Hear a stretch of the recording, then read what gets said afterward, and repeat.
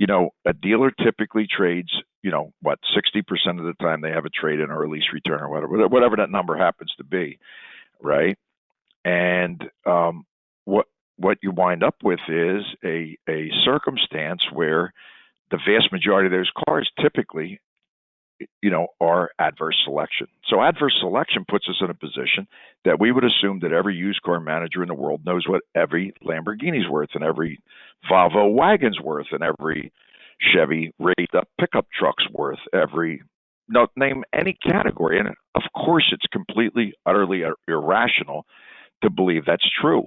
If we lean on, the data that we create in our tool to show all the way through to the pedigree of the vehicle. So this is very important, and I think it's really not being used this way because it's a little change in our behavior in terms of habitual behavior, how we think about a car's worth. What that so go make a deal.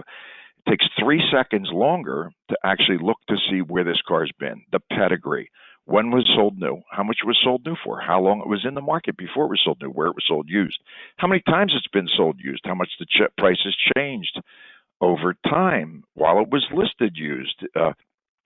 These things start to help us understand the desirability of a particular unit, and then look at the characteristics of the desirability. What do I mean by that? Well, the most desirable colors tend to last less, and they actually bring more, right?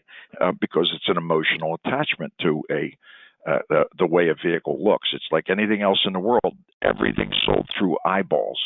If there's no pictures on, Amazon to see what you're actually buying, nobody's buying.